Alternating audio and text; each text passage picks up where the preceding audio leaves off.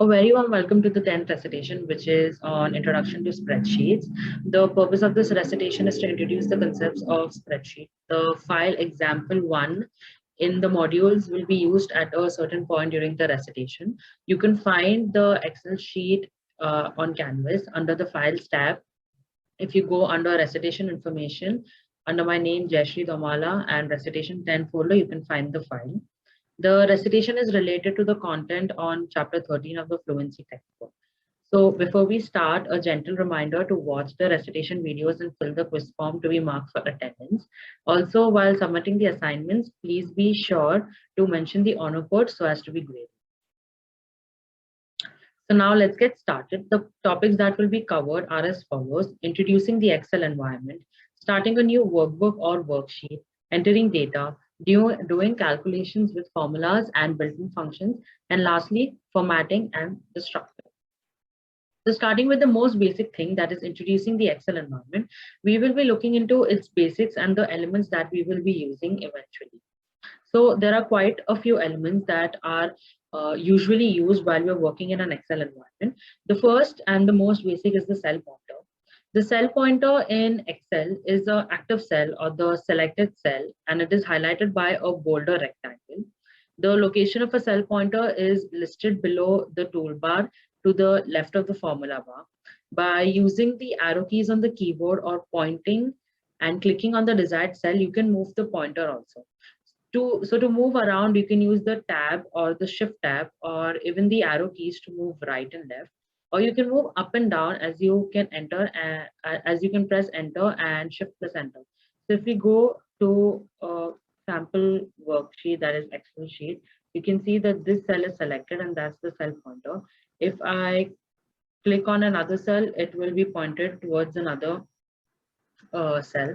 One more thing that can be done is using the arrow tabs to go up and down. So if you want to go down, you can press the down button, up, right, and left accordingly. So that is what a cell pointer is. Moving on, we have the menu bar. So the menu bar is at the top of the screen and it gives you access to different commands that are used for like tasks like opening and closing files, printing documents, formatting data, and other options. So here the menu this is the menu bar, which has the tabs like file. So if you go to file, you have different options to save, print, export, so on and so forth. Then home, where the insert page layout, and the rest as seen. After the menu bar, we have the edit line. So whenever we want to edit a line of a cell, you can double click the cell where you want to do the editing. In case you want to start a new line of text or add spacing between the lines or paragraphs, you can press Alt Enter to insert a line break. Moreover, there is another edit line which can be used to edit the contents of a cell, and it can be seen at the top. So if we go to the Excel sheet, if I click on the cell and I write my name, you can see the edit line is over here, and it also writes the same thing. So either I can double click on the cell to edit it, or I can also go to this edit line and make changes over here. So either the edit line can be used, which is on the top side, or we can directly double click on the cell and make changes. In break, I can just click on Alt Enter. So that will break the line, and then I can write my content. Moving on, we have the menu bar. Menu bar is a row of icon buttons called the toolbars. There are two toolbars that provide quick access to a number of the most commonly used Excel features. The first bar is the standard toolbar, and the second is the formatting toolbar. So by positioning the mouse pointer on a toolbar icon without clicking, a box will appear next to it with a brief description of what the icon does. So this is a very good way to understand what the different icons do in the Excel window. Toolbars are very useful because they give direct access to commands without having to go through all the menu items. And Excel also offers many toolbars. The standard toolbar is a toolbar of important features like new, open, save, collected in the form of icons that are frequently used for creating documents. The formatting toolbar contains a collection of icon buttons that allows the users to access various formatting menus, such as changing the font or the paragraph format, Also, like changes to the selected font, to the selected text can be done. So if we go, here, the copy, cut, paste, all of this is the standard toolbar.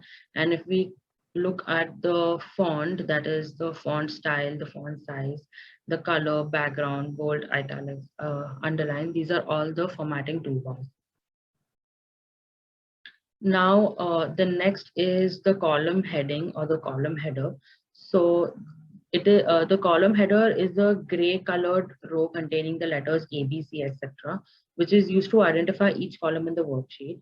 The column header is located above row 1 in the worksheet. The row heading or the row header is the gray colored column located to the left of column 1 in the worksheet, containing the numbers 1, 2, 3, etc., which is used to identify each row in the worksheet. Using these headings, the entire row or the column can be selected, or multiple columns and rows can be selected by dragging. In case individual cells need to be selected, then it can be done using the control button, and by using shift, a range of control, using shift and control, you can select a range of cells. So if you go to the Excel sheet, you can see A, B, C, D. This is all the column headers, and over here 1, 2, 3, 4 are the row headers. If I have to select a column, an entire column, I can just click on the column header. If I have to select multiple, then I can just press on the first column header, then click on shift, and then move the arrow buttons to the right if I want to select, and if I want to deselect something, then I move it to the left. That is for the columns.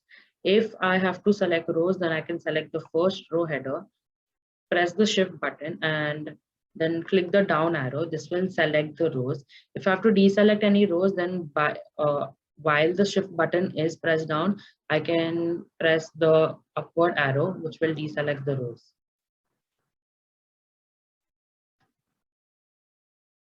Now the next thing is, if you have to if we have to insert more sheets, if you can see that over here we're working on one sheet right now, but more sheets can be used to the workbook. If you can go to home, cells, and insert the sheet, Excel automatically insert a blank workshop on top of the currently selected sheet, and it assigns a number also to it automatically. Workbook over here, we are currently on sheet 1. If I click on the plus sign, it will create another sheet which says sheet 2, and like that I can create multiple sheets. If I want to delete a sheet, I can just right click on it and then just delete it. So this way, this will be deleted. In case I have to rename, move, or copy, all of that can be done. Status bar is a name for the lower edge of the worksheet window, and it displays various information about the Excel sheet. The status can be configured to display things like sum, count, average of the currently selected cells. It also displays information about the current status of the worksheet, whether scroll lock or end mode are enabled. Right click the status bar to control what kind of information is displayed. Currently the status bar is over here and it just says ready in the ready mode. If I right click on it, I can customize the status bar and I can like select and deselect what all information I want it to show.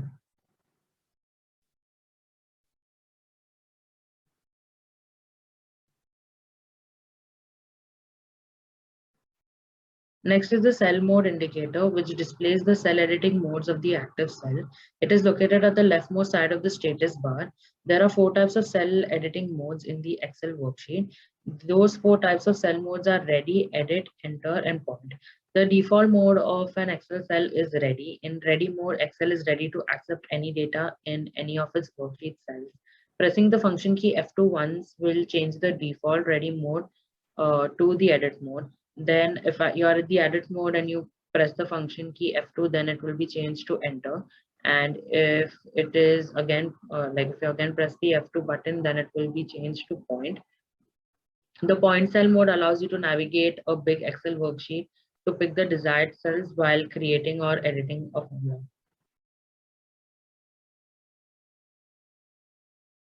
So we are in the ready mode, and if I type something, it says the enter mode. So this is how it is done.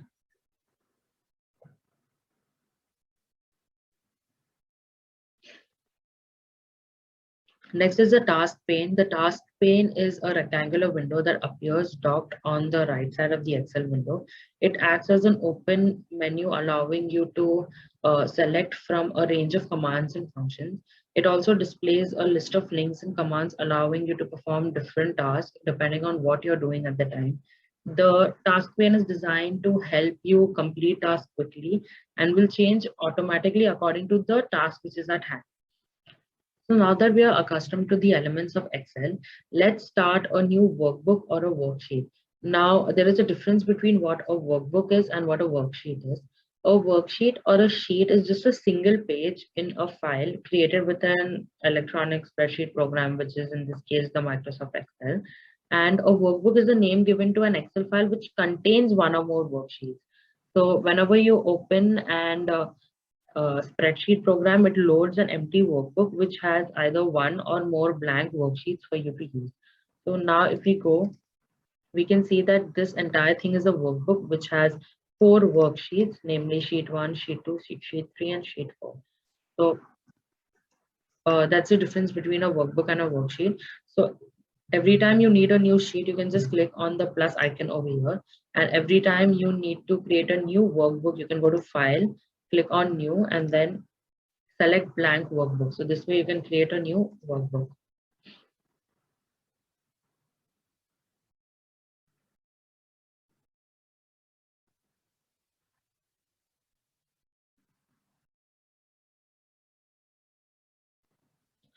So now that the worksheet is created, it's time to enter the data. Which to enter the data in a particular cell, you can just select the cell, then type in the value in the cell or the edit line.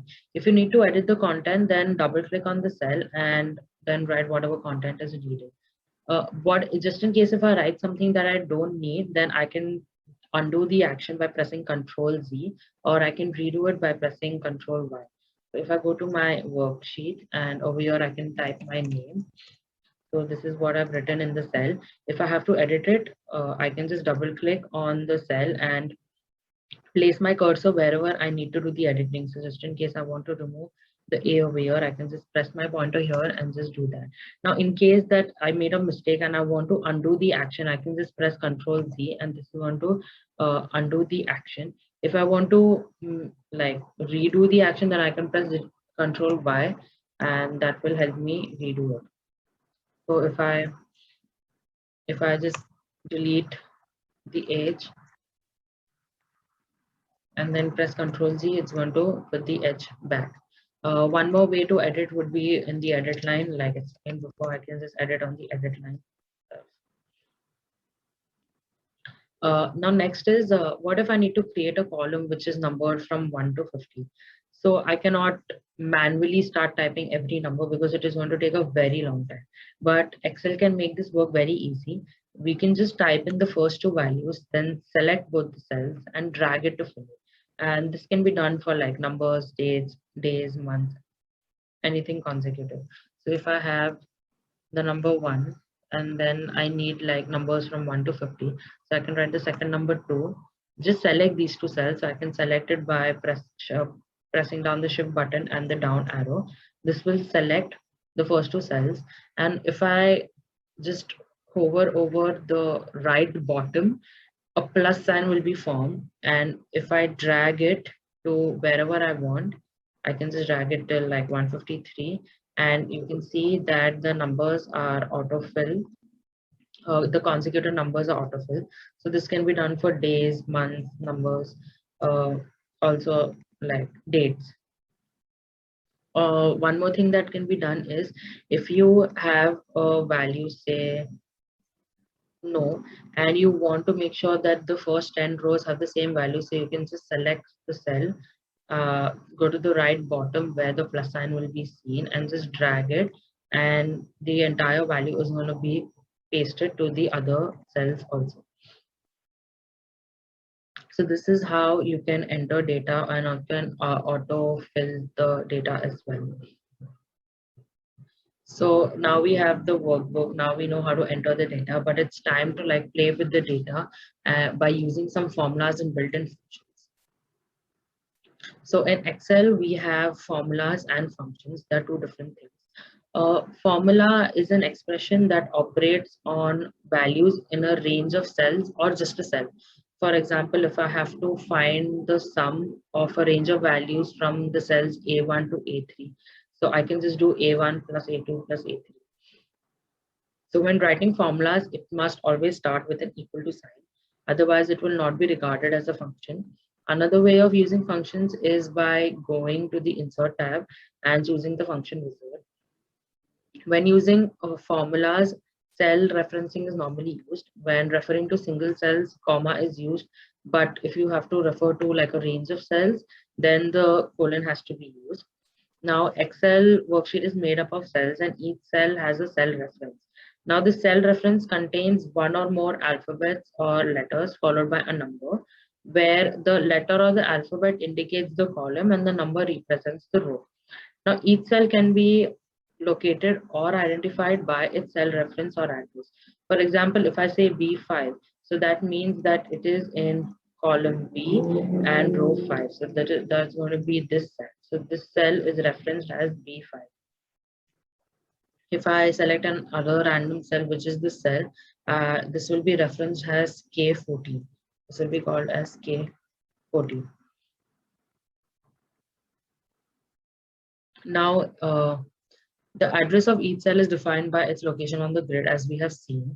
But now this referencing is of three types. We have the relative cell references, absolute cell references, and mixed cell references.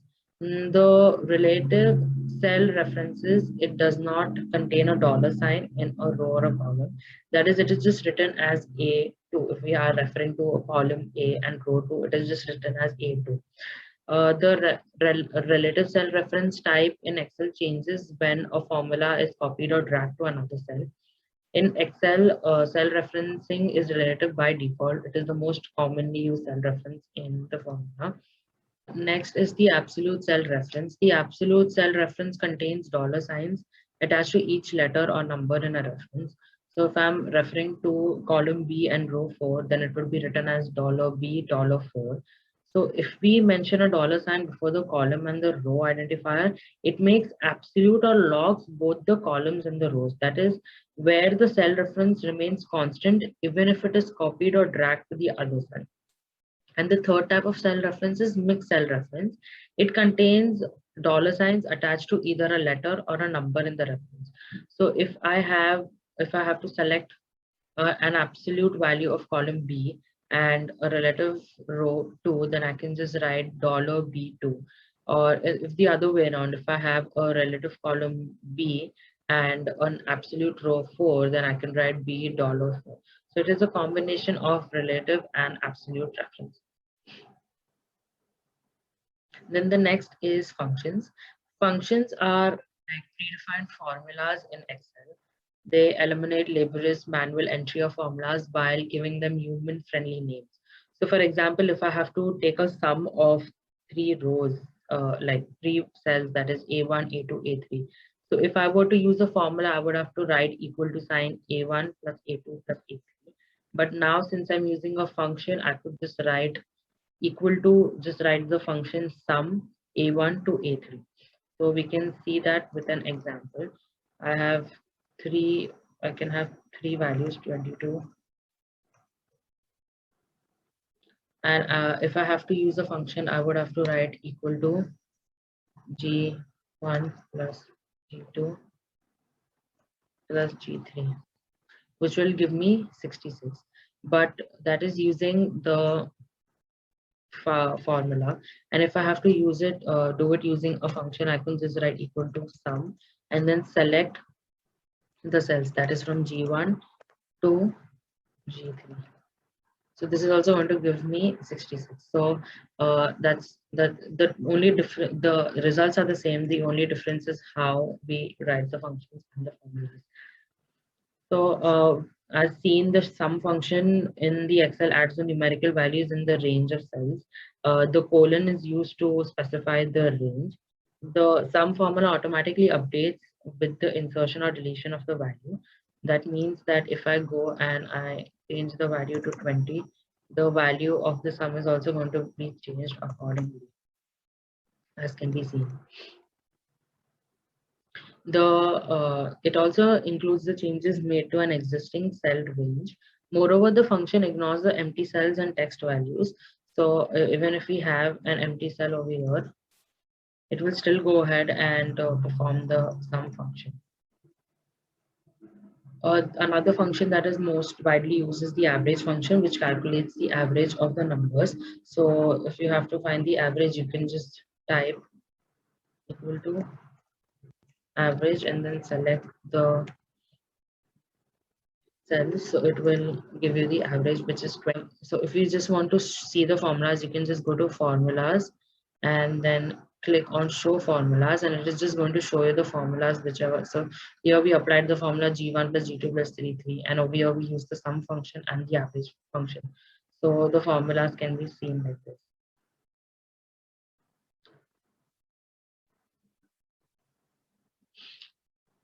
So now we have looked into like entering data and also manipulating the values using functions and formulas. The next thing that we can do is that we can format and structure the worksheet. That is basically we already have the rows and columns. What if we want to insert a row in between of the existing rows or a column in between of the existing rows, or probably delete one of them. So we already have a row. Suppose we need to insert a row between row 5 and row 6. I can just right click and then go to the insert option and just select what I want. If I want an entire row, I can just select, click on entire row and click on OK. So if you can see, the entire row is created over here. Similarly, if I want a column, I can just right click on insert, and then it inserts a column to the left of it. In the similar way, we can insert, like we can shift the cells to the right or the down. So if we shift the cells, you can see that the cell was shifted to the right. So this is how the inserting of the rows and columns and deletion can be done. Then sometimes we can sometimes we can have values that are too long to display. So suppose I write my name over here, Jayashri Ramana. So you can see that if if I write another name over here, which can be,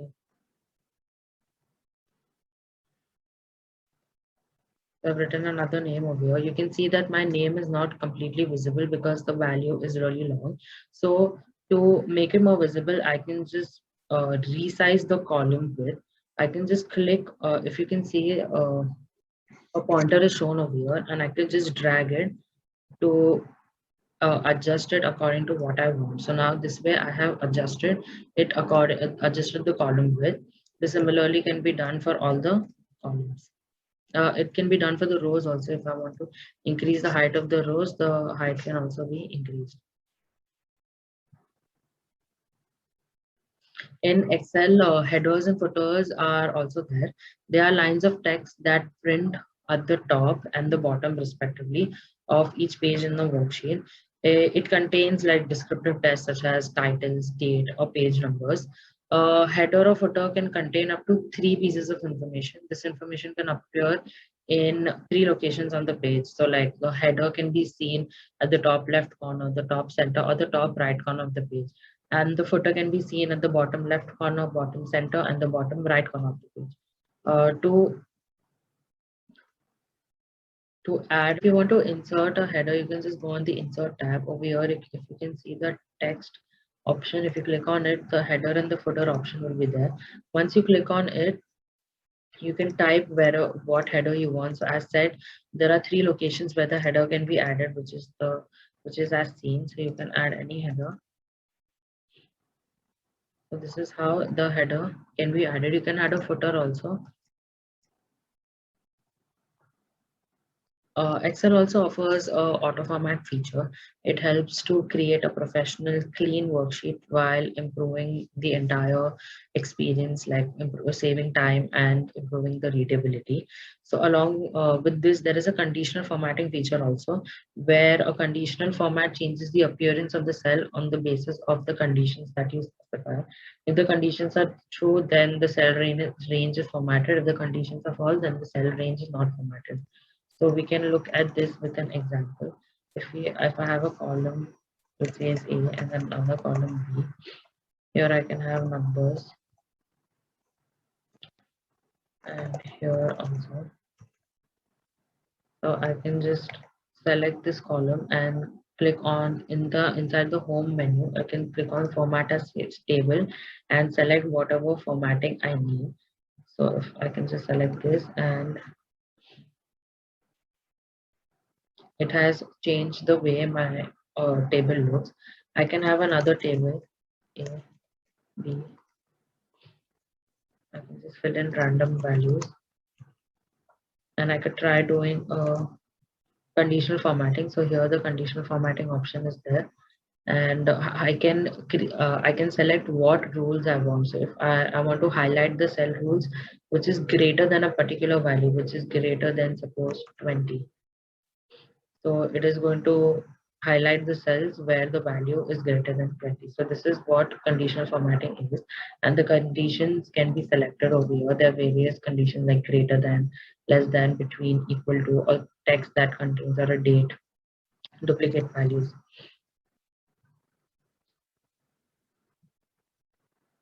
So now that we have looked into all the elements that are there in Excel, we will go through the examples. So the sheet is already uploaded on Canvas as said before, and we are going to make changes to the sheet, and we are going to use all the concepts that we have seen in the recitation.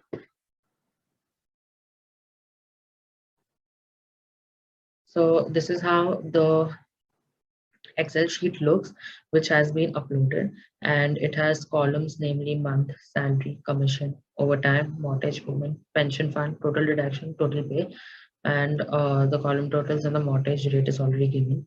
So we will go through all these steps, but what I would suggest is that you go through these steps and try to do it on your own, and then like pause the video, try to do it on your own, and then you can come back to the video or resume and see how these steps are done.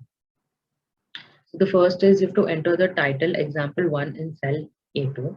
So we go to cell A2, which is column A, row 2, which will be this, and we can type example 1. Then the next thing asked to be done is edit the title to say example 1 payroll statement. So as we have seen before, to edit any cell, we can like double click or we can press F2. So we can write example 1 payroll statement. The next thing that are supposed to be done is enter month starting with January and autofill. So we have the month column over here. We have to input the month name. So we can just write January, and instead of writing all the names manually, we can just drag so that it autofills. So this is how you can autofill the month names. The next is we have to autofill overtime to 3200. So already this cell has 3200. We can just drag and autofill all the other rows. So this is done. Then the next thing that is being said is you have to enter and copy the commission formula, which is salary into 15%.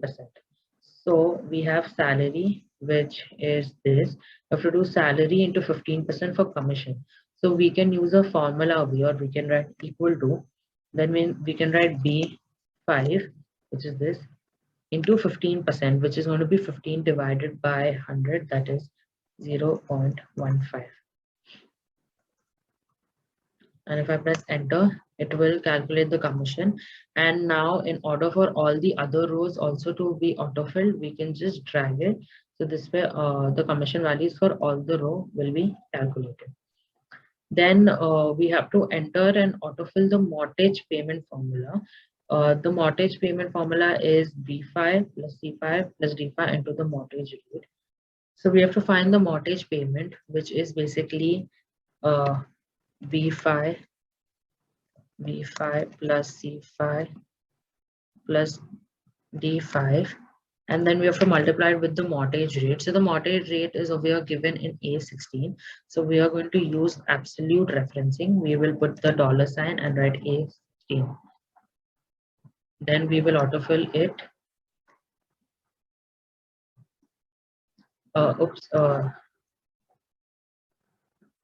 But then we made a mistake over here. We just did the absolute referencing for column A. We did not do it for the row. So we have to write $16. So this way the absolute referencing will be done, and then you can see that the values are. After this is done, you have to enter and autofill the pension fund formula, which is salary plus overtime into 25%. So salary is going to be B5, which is salary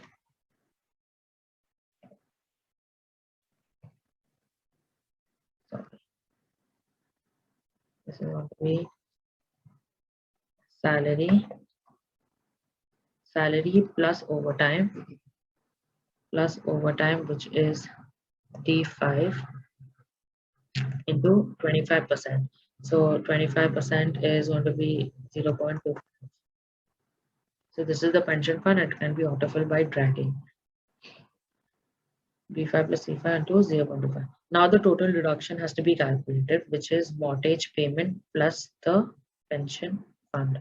So total deduction is going to be mortgage payment plus the pension fund. So this time let's try to use a function. So we can write equal to sum, and we can write E5 to F5. So this way the total deductions can be calculated and it can be dragged down. Then the total pay, you can get the total pay by using the sum function, and you have to do the column totals. So the total pay is going to be,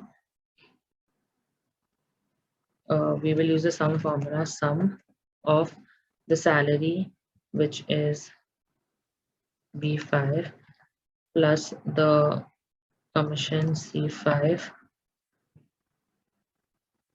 plus the overtime, which is D5.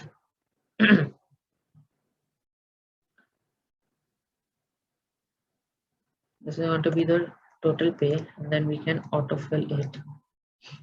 After the total pay is calculated, you have to insert the net pay column in cell I4, and so the net pay column is in, so we can just write net pay.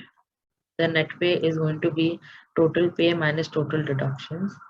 So we can write H5 minus G5. So that will give us the net pay. Once the net pay has been calculated, you have to compute the column total for column I. So the column total can be calculated using the sum function. We can write sum and then write from I5 to I12, we can calculate the sum. So this way we can get the column total answer. And so the next thing that we have to do is add the label average in cell G16. In G16, we can add the label average. So here we can find average by saying average going from G5 to G12. So this way the average is calculated for total deductions. Then the next thing we have to do is add the average formula to compute the average total net pay in cell I16. So in this cell we have to calculate the average, which is average from I5 to I12. So now the average is also calculated. uh, this is with this, like, we complete the main functions that were supposed to be done. Additional things can be done, like you can rename the sheet. Like, again, pause the video, go back to your sheet and try to do all of this. Then you can resume the video to see how the uh, these additions can be done. So the first is rename of the sheet. You can go here, and the sheet can be renamed by right clicking and just clicking on rename, and I can just rename it as work one. This is how you can rename a sheet. The next is display formulas in the formula sheet. So as said before, you can go to view, you can go to formulas and then just click on show formulas, and all the formulas will be seen, whatever have been applied. Then the next is, you can add a header or a footer, and in the header or the footer you can add your name, date. So as seen, you can go to insert and click on text and click on header, and you can add a header over here with your name and the date, and you can add whatever footer is needed. Then you can format the cells as percentage and currency wherever appropriate.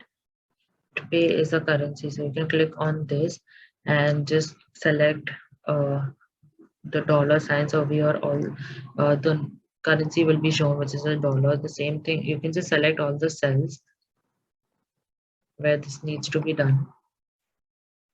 So I've selected these cells, and over here I can go and do dollars. So everywhere the dollar sign has been printed. Then the next is, you can format the title. You can make it bold. You can change the font size. So this is the title. I can make it bold over here, italics. I can change the font size to 28, and the font type also. Then auto formatting of the table can also be done. You can just select the table, go to format as table, and then auto format it the way you want. So like this, the auto formatting is done. In case needed, you can do conditional formatting also, where you can highlight the cells which are less than a particular value, say $10,000, and all the cells with values less than $10,000 will be formatted. The worksheet with this, we come to an end to the recitation, and we have looked into various elements that are there in Excel, starting with the cell pointers, then the rows, column, the headers, and the cell referencing. Then we went on to add the data and manipulate the data inside using functions and formulas, and we ended up with an example where we used all these concepts. So now that so much information is out there, it's time to test your knowledge. So a Google Form quiz is given over here. Kindly fill the quiz so as to be marked for attendance. Thank you, and meet you at the next recitation.